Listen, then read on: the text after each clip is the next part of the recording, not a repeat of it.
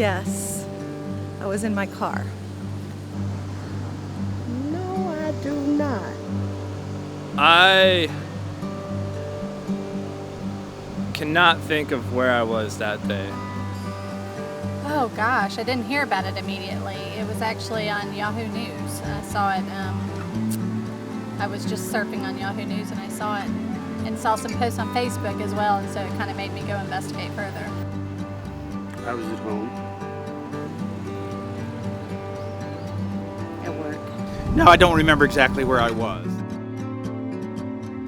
Just try to communicate with one another and get to find out how, what some of the things people have gone through and continue to go through, and see, if anything, if we can help each other, reach out to help each other.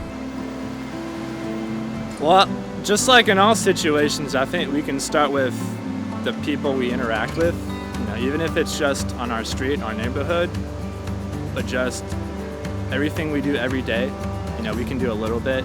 Oh, well, I mean, there are lots of different theories as far as that goes. I mean, using their white privilege, as it's called, I think is something that's significant. So anytime you see someone being discriminated against or treated unjustly, I think you can't be a bystander. I think you need to step up and do what you need to do, because you are in a position to do something about it.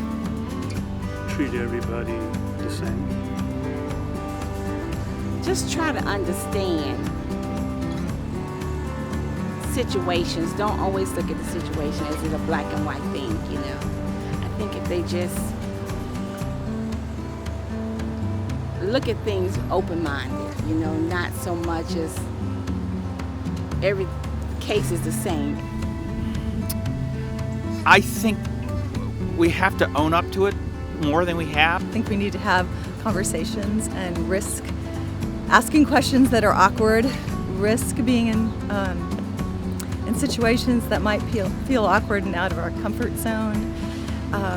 Look for opportunities to make eye contact with people that we might not, and be aware of that, and listen for what other people are saying and expressing, and try to respond to that too. Welcome to Everyday Grace TV, where there is story, there is grace. I'm Mary Andrioli. And I'm Jay Locklear. And on this 5th episode of Everyday Grace TV, we're exploring racism by, in a sense, holding a mirror up to our whiteness in the face of a devastating number of murders of black people, including 9 women and men at Mother Emanuel AME Church in Charleston, South Carolina. The names of these men and women are Sharon Coleman Singleton, Clemente Pinckney, Cynthia Hurd, Tywanza Sanders, Myra Thompson, Ethel Lee Lance, Daniel L. Simmons, DePayne Middleton Doctor, and Susie Jackson. To engage in this difficult and distressing topic, we went onto the streets of North Carolina and asked 2 questions. Do you remember where you were when the Emanuel 9 were brutally murdered in Charleston, South Carolina? And what do you think white people can do to end racism? If you saw the beginning of the show, the answers to these questions are very powerful. It was interesting because you talked to a variety of people and got a variety of answers, but it's obvious that this story is still continuing to impact people, both in how they are dealing with the emotions of what happened, what we should do about Dylann Roof, what Charleston should do, what our nation should do about racism, and also how people feel about where we are as a country when it comes to racism. So very, very interesting answers just in asking those questions. We'll address these questions and so many others with our guests, Holly Roach from Faith Rooted Organizing Unnetwork and Transform Network, and Steve Knight, Director of Marketing and Sales at Chalice Press and co-founder of Sogo Media. We'll also spend some time exploring these questions with our resident biblical storyteller, Belton Joyner. To learn more about Everyday Grace TV, please follow us on Twitter at Everyday Grace TV, and you can like us on Facebook. Next up, we'll meet with Holly Roach. Welcome back to Everyday Grace TV. Here on this episode, we continue to be talking about racism, and specifically turning the mirror around and looking at our whiteness and what our response can be in the face of some of the things that we deal with and hear about every day. Joining us on the show now is Holly Roach. Holly, thank you so much for being here with us today. We want to take just a minute here at the beginning and let our viewers get to know you. So tell us, where are you from originally? Well, thank you. It's great to be here. I'm originally from Northwest Ohio, a small farming community just south of Toledo. So when you were growing up on the farm and driving those tractors around, what did you want to be when you grew up? You know, I was a singer and I was very drawn to the arts, and so I loved being in plays and singing. It's fun.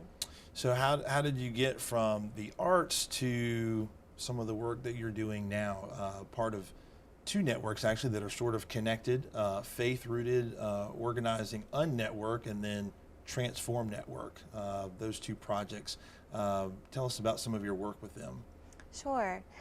So Faith-Rooted Organizing Unnetwork is about training the next generation of faith-rooted organizers as kind of informed by the deep well of our faith. Okay.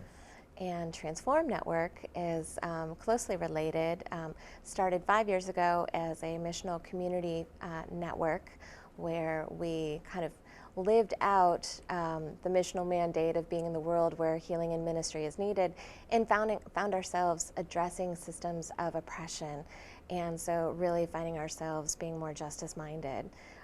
So we are also very informed by contemplative activism.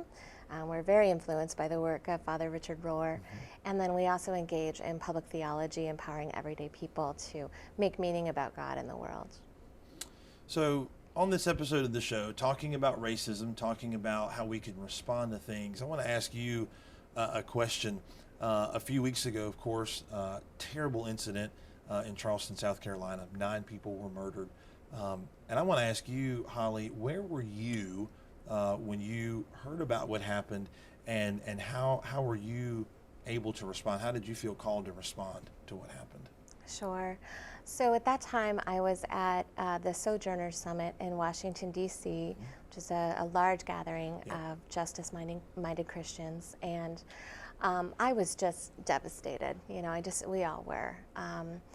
And I found myself kind of the next morning showing up at that conference and connecting with a couple of female pastors who were, I'd only known online, and we were connecting in person, and they invited me into a meeting where we just prayed together and cried together and joined the call for prayer at noon that day. And it was out of that lament and out of the prayer that we really began to ask ourselves the questions: what can we do? What is our role in this? Is it appropriate for us to craft a response? Sure. And we ultimately decided that yes, we were a multiracial group of women. We all felt different layers of entitlement to connecting with that community, but also really felt a deep call to be a part of a response, and particularly as a multiracial team of women. Certainly. So 6 hours later, we were in an SUV headed to Charleston.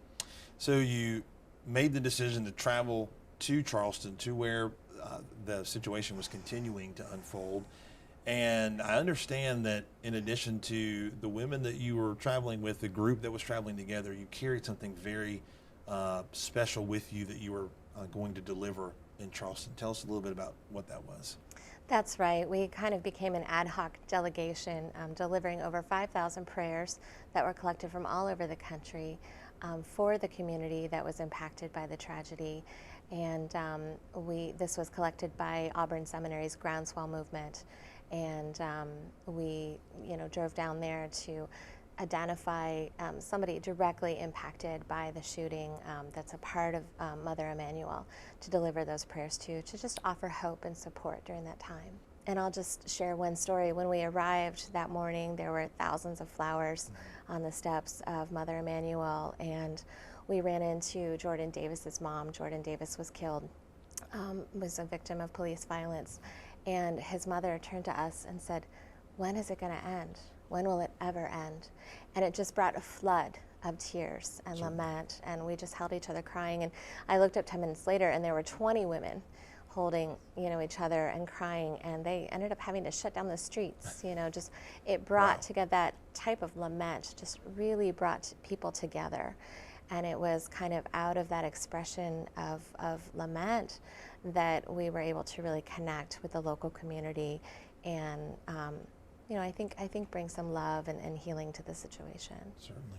So right there where you were talking just now, feeling that unease, maybe not sure what as a white person, but then coming to some kind of resolution and really understanding there is something that you can do.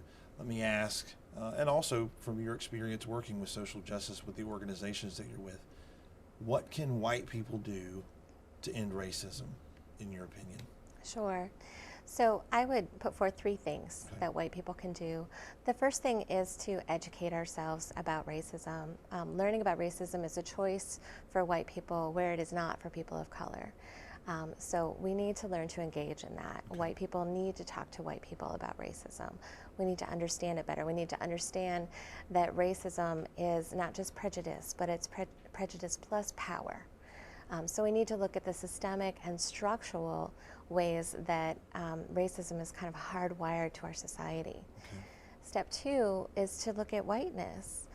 We need to acknowledge white privilege, that these are privileges that are unearned, that we have only because of the color of our skin, and they're privileges that other people of color, do not have. So that's an important piece of being able to know our role in dismantling racism. And then thirdly is to take action, to show up. And it's so important that our action be informed by step 1, being educated, step 2, acknowledging our whiteness and the privileges of whiteness so that we can take right action. Holly, thank you so much for sharing all of that with us and sharing that with our viewers. We're grateful for the work that you're doing and the work that the organizations that you're involved with are doing. Thank you. And thank you so much for being on our show today. We've been talking with Holly Roach with Faith Rooted Organizing Unnetwork and Transform Network. Next up, we'll be talking with Steve Knight.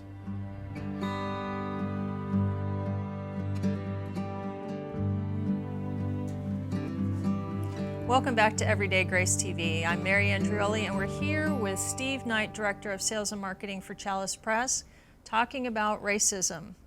Steve, thank you so much for being here today. I'm glad to be here. Thanks for the invitation. Absolutely.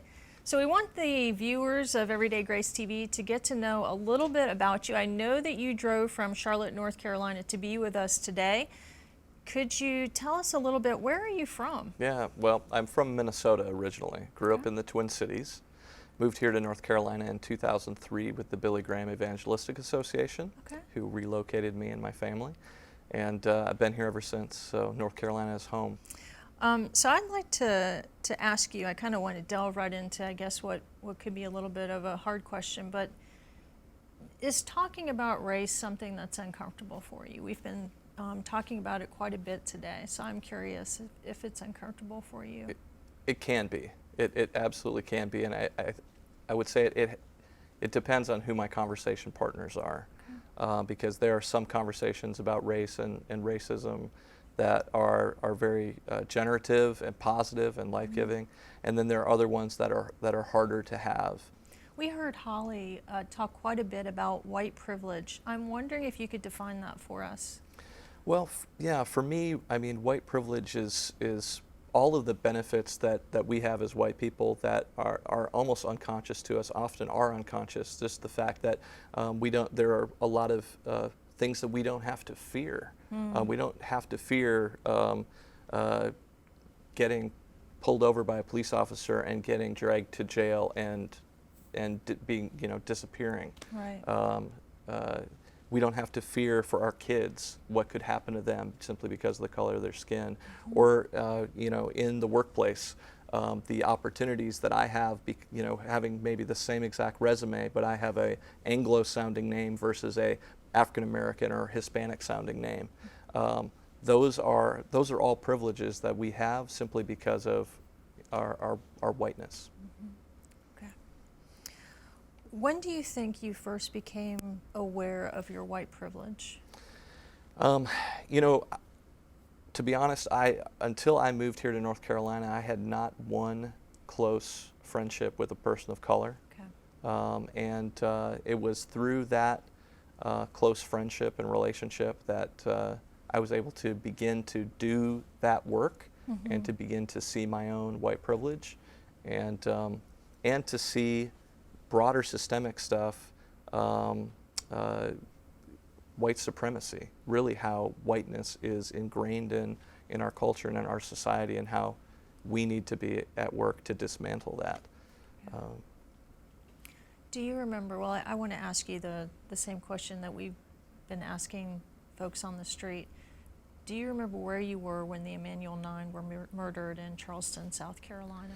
Yeah, I was in Washington, D.C., and I received this message that there had been a church shooting, and I remember those words just really being jarring. We've sadly almost become accustomed to hearing about school shootings and mass shootings happening nearly every day. But this idea of someone going into a church and massacring 9 people was incredibly shocking. I mean, it was just devastating. So then the question became, how can we be part of a response? So what did you find yourself doing? We were part of a group. Holly spoke earlier about going to Charleston. I was part of a group of folks who stayed behind and helped on social media. Okay. We developed a Pray In campaign on Twitter and Facebook, on social media, using the hashtag prophetic grief. Okay. And that became the #2 trending hashtag on Twitter on Sunday. It was also Father's Day, so Father's Day was the #1 hashtag, but over 1 million people on social media were reached. And that campaign gave people a place to lament, to share in this national moment of grief. And it revealed 2 things, Mary. It revealed, one, both the faith communities that were participating in that moment of grief and were sharing beautiful images of lament, prayer altars with candles lit for each of the 9 victims. But it also revealed a second thing, and that was all of the churches and faith communities that were not engaging in this conversation about race.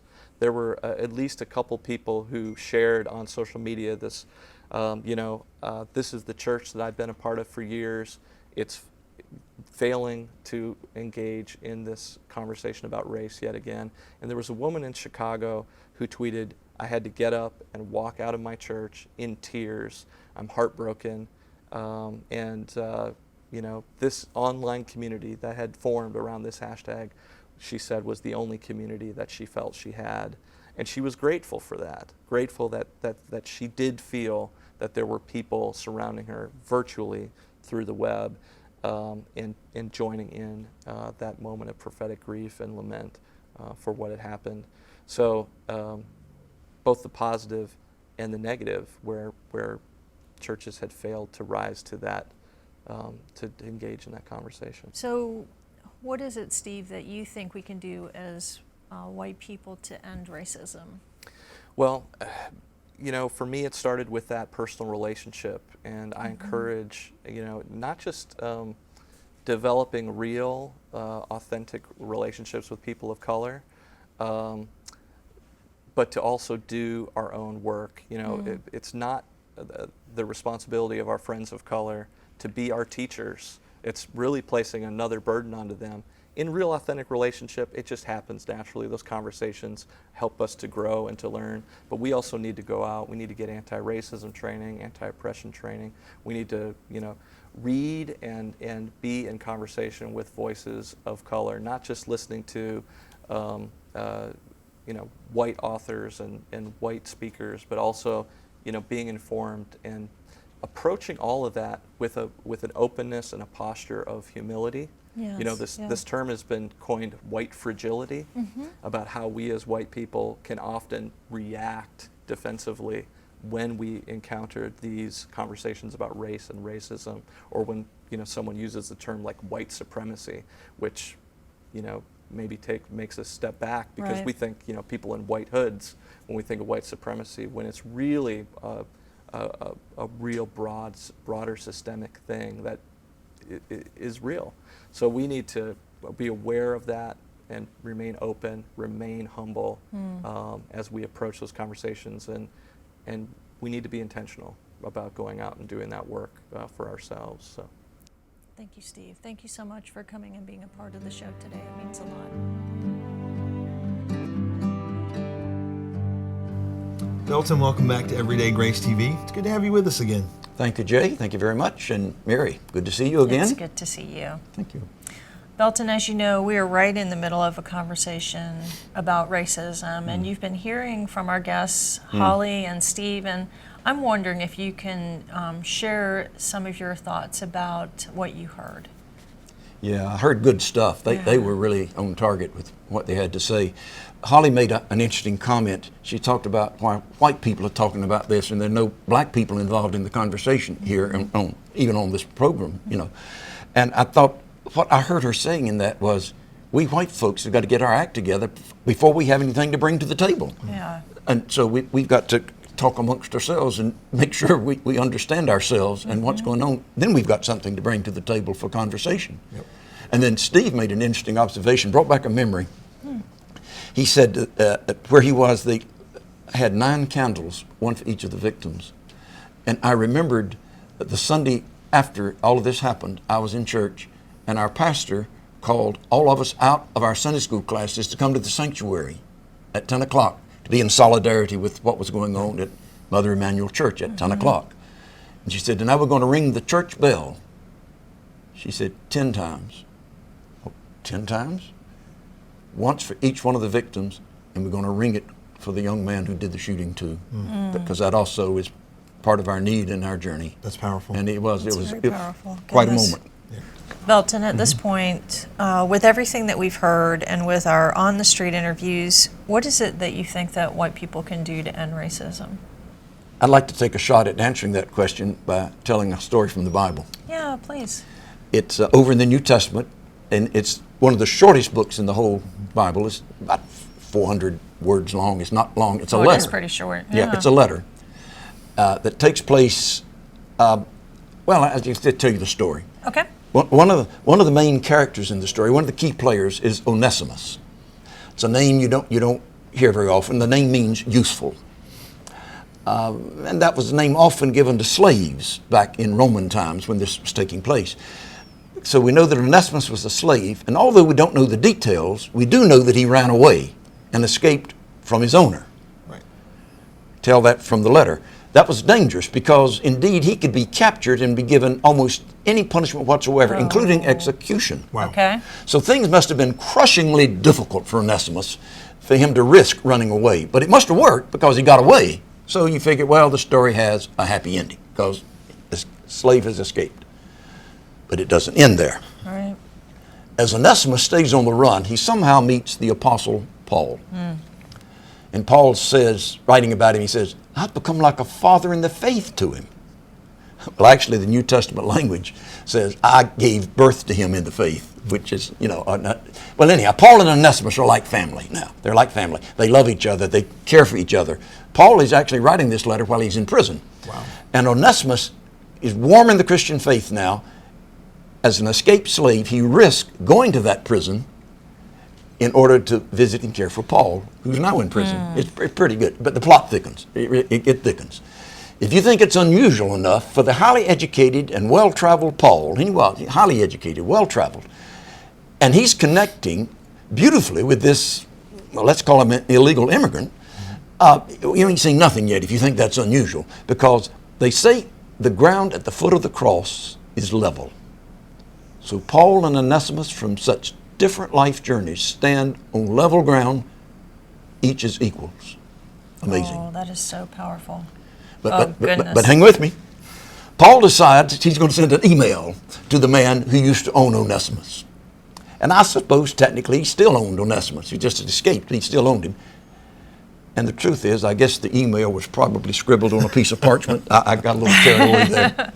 But the fellow's name was Philemon, who owned it, and it's considered the letter to Philemon. And Paul says, Philemon, I want you to take Onesimus back, not as a slave, but as a brother in Christ. Talk about a change. It's hard to imagine the power differential between an owner and a slave. Well, it was absolute.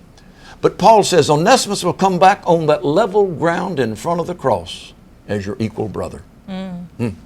So Paul is in prison. Yeah. Onesimus is an escaped slave. Yep. Paul is encouraging him to go back and encouraging Philemon to take him back. There seems to be a fair amount of risk involved in this endeavor. You're a sensitive man, Jay. You're exactly right. A lot of risk. And I don't know who was taking the greatest risk in all of this. Paul, he's already in prison. Right. But he's protecting a runaway slave, and that's about as illegal as it can get. And then there's Onesimus, who's facing the possibility of going back to Philemon without really knowing how he's going to be received. Is it going to be hugs or a hangman's noose? Right. He doesn't know.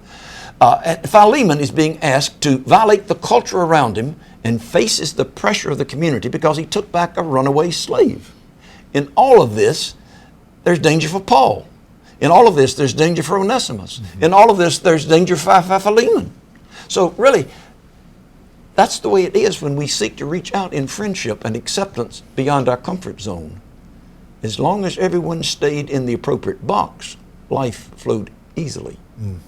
But there is jeopardy and hazard when we step out of our preconceived boxes and reach toward another. Paul, Onesimus, Philemon, no matter what happens, life is never going to be the same for them again. So, how does it end? How does this story end? Does Philemon run out to greet his runaway slave, sort of like the father of the prodigal son ran out to greet, that son who went away and came back home? Or does Philemon need to decide that Onesimus needs a few whacks up beside the head? After all, it's embarrassing to the neighbors to know that you couldn't even keep your slaves under control, right.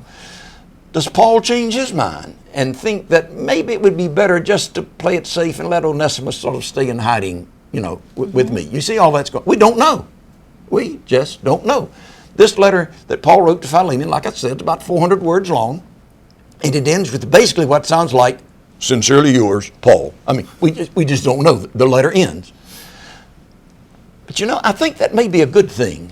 If I'm going to risk moving beyond my racial and regional comfort zone, I'm going to have to risk not knowing how it's going to turn out. If I'm going to go back to Philemon, I must take a risk. If I'm going to open my arms to someone who, for some good reason, has left me, I must take a risk.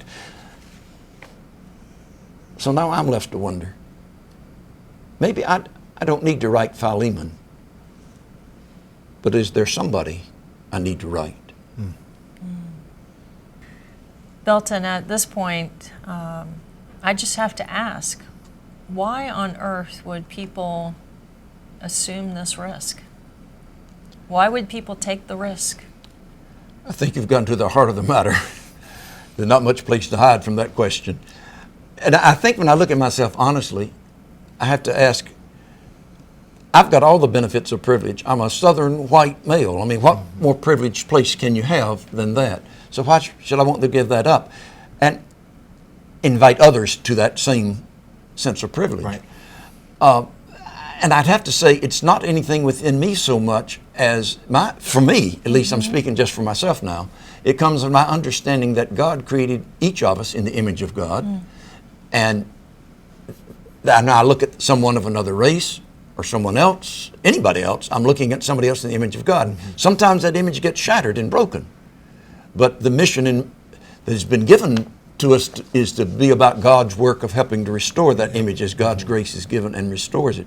So that's speaking just for myself, but I can understand that everybody may not be there. They may find something beyond themselves. But there's a sense in which I'm not really who I am until you are fully who you are, and you are fully who you are. You know. So I don't know.